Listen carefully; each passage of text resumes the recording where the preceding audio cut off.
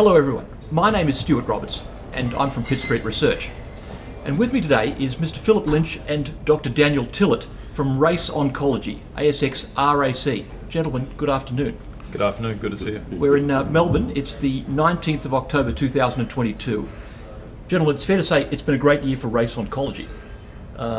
Multiple pieces of good news flow for a drug program centred around the treatment of multiple cancers and headed towards potentially a blockbuster drug in Byzantrine. Philip Lynch, I'll start with you. In a previous life you worked with Johnson & Johnson. This is your first step, I suspect in a long time, into a smaller company. What attracted you to come and work at Race Oncology? Well, Stuart, fundamentally it's healthcare.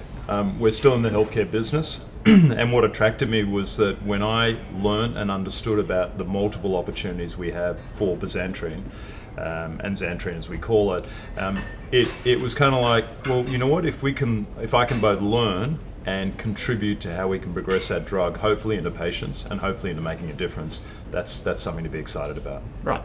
Now, Byzantrine had a long development history before it came to Race Oncology. It had been developed way back in the 1970s, if I recall. Talk to us about how it ended up with Race Oncology. Well, our founder and another partner of his brought it back to market by buying the IP and then running an IPO on that business. So they brought it back with an ambition to progress it through acute myeloid leukemia with a named patient program in Europe. When we, and I say we, including Daniel and others in the team, looked at that opportunity, they realized there are other opportunities, so they developed a broader program, largely AML centered, but more recently we've had a couple of particular discoveries, tailwinds, some of it gratuitous, but frankly we're blessed with broad opportunity now. Right. Daniel, so let's talk about the original opportunity in AML. This was a drug with a lot of clinical history. Race's big breakthrough in 2020 was a small, at that time, small study conducted by Beersheba Medical Center in Israel, proving that this drug had some serious benefits for patients with AML. Talk to us about that breakthrough, and then let's talk about how the program expanded. Yeah, so that was interesting. So it had been known from a lot of trials done in the 1980s that it was effective, right, but it wasn't known whether it was still effective in a modern environment.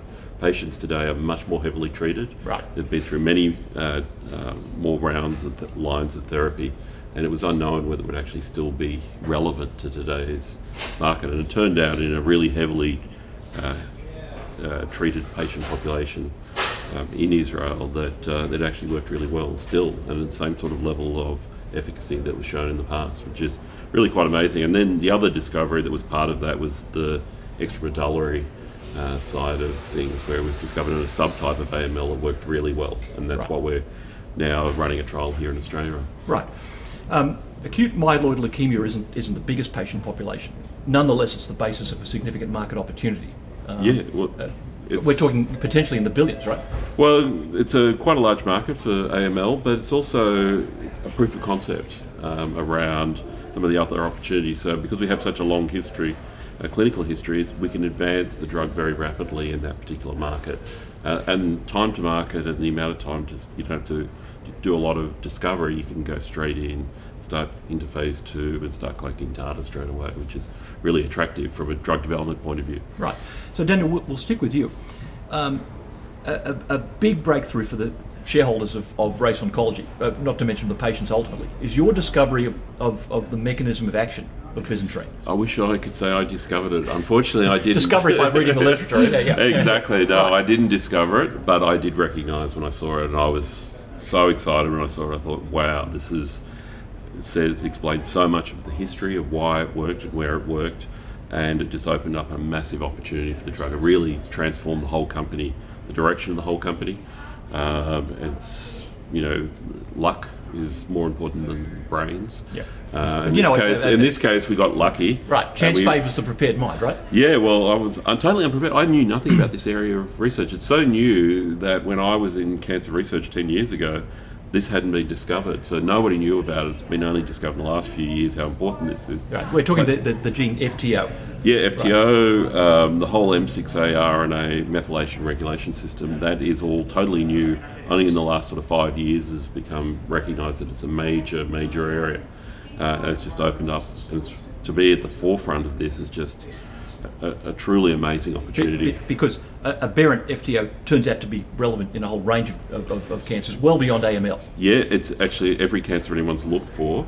There is a group of them that FTO is important in driving their cancer. Right. So it's a pan-universal type treatment. So it's not just specific to AML or some other type of rare cancer. No, this is across all cancers, lung, breast, everything. So Philip, you've got a big problem. You've now got to organise multiple clinical trials in order to begin to capture some of this value for patients and for the shareholders of Race Oncology across a range of cancers, right? I mean, yeah, fortunately it's a positive problem. Right. And I'd like to have that problem, yes. Yeah, and we're lucky. The shareholders rewarded us, frankly, because they supported our raise last December, $29+ million, and that allows us to fund both the FTO solid tumour program, the AML programs that we're moving to Europe, and equally the cardioprotection program, which is the one we've spoken about a lot this week. Right, yeah, so which brings us to an important point. The original development idea that precedes your company for bisantrene is that there are various anthracyclines that can treat AML. This is the one that doesn't damage the heart. Correct. Now, so that's an important issue in cancer treatment. A lot of patients will be rid of their cancer and suddenly their life expectancy is shortened by heart damage. You don't have that problem. Yeah, I mean, this is a phenomenal opportunity for us, and we're excited. So you're right, the legacy of our drug was that it was less cardiotoxic. We knew that. What we didn't yet know is that if you used it in combination with other anthracenes, like doxorubicin for that example, that in combination, it would not only reduce the damage, but it would offset it or protect it. So we now have an opportunity where if you use the two drugs together, i.e. bisantrene and doxorubicin, you have the opportunity to minimise damage, still get a better cancer effect. And that's we know that doxorubicin works. Absolutely, it works. Course, yeah. It's the world's largest selling, chemotherapeutic. Right. So we're looking at the opportunity to say to oncologists, look, if you add our drug, continue your current regimen, add our drug to that regimen, and then that modification in behaviour will create a better cancer outcome and also reduce cardiac damage. That's a significant opportunity in terms of size, scale, but important to patients. It means hopefully we'll cure cancer better, but we'll also have less cardiac events in the future. Right. So we're coming up to a good 2023 because we've got multiple clinical studies of bisantrene moving forward, amongst other things to test this cardioprotection issue, amongst others. What can we look forward to in the next 12 months? I'll start with cardio, I think, because that's where we finished, but we need to complete our planning for how we'll actually launch that trial. We look forward to updating the market on that shortly. The FTO program, the clinical program for that is both complicated, but it's complicated for good reason, because we've got to make sure we do it in a way that's both cost effective, but is effective in respect of what we learn, and we're trying to prove out a significant opportunity. So which cancer type do we go after? We've got a couple of high prospects, and I know Daniel has views on what it should be, but we need to figure that out and make sure it's the right call right now. And we've equally got report outs on our AML studies, both from Israel, also in Australia, and we hope to have Europe underway next year as well. And as you alluded to before, the company's well funded from previous raisings in order to be able to achieve some of these ambitions, which is also a great problem to have as well, right? Well, it's a great problem, but again, thank you to the shareholders, because we communicated a strategy, they endorsed it, they supported it, and we're able to go out and execute it accordingly, and that's a great position to be in. Right. Now, Daniel, you've also spoken about building a pipeline beyond bisantrene. What's the thinking there? So, FTO and the whole M6A is actually really important in a whole lot of diseases outside of cancer, particularly metabolic diseases, things like type 2 diabetes, obesity, and that they're major markets in themselves. But the properties of bisantrene, while they targets FTO very well, it's not really suited for like a type 2 diabetes drug, so you need a different type of drug. So we're able to take the learnings that we've learned, we've developed a lot of in-house understanding of this space, and use that to create alternative drugs that have the same impact on FTO, but can be utilised in other indications. So it's really kind of a blue sky, relatively low cost, relatively not that distracting because it's all preclinical. Yes. Thankfully, scientists are a lot cheaper than clinicians.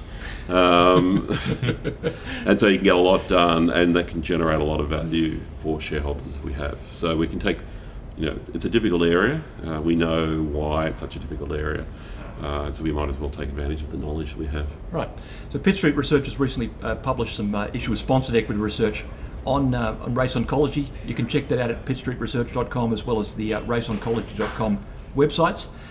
Gentlemen, a great opportunity. Well done on what you and the rest of the race team has achieved, and good luck for 2023. There's a lot of patients that are looking forward to some great outcomes so that they can benefit as well. Thank you. Thank you. Thank you.